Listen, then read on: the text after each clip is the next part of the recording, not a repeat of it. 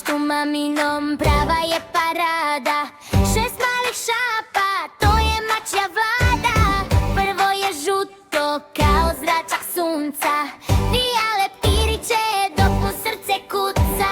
Drugo je sivo kao oblačak mekan, u korpici spava, na ručak je čekan. Treće je crno sa belom kravatom, igra se žmurke sa starijim bratom. Mijau, mijau, boje su u modi, svako mače svoju igru vodi.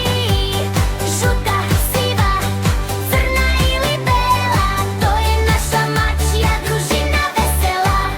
Četvrto je belo kao gruda snega, najbrže trči, niko ne može preko njega. Peto je šareno na tufne i pruge, ima rep dugačak kao boje duge. Šesto je riđe, vatrene je boje, najviše voli papuče tvoje.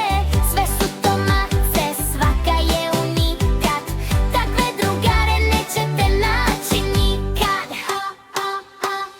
Mijau, mijau, boje su u modi, svako mače svoju igru vodi.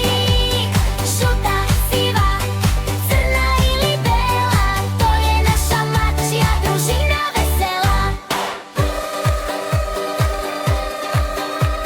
Osporeno i nežno, malo mleka, pa na drenku, traže sunce, beže u senku.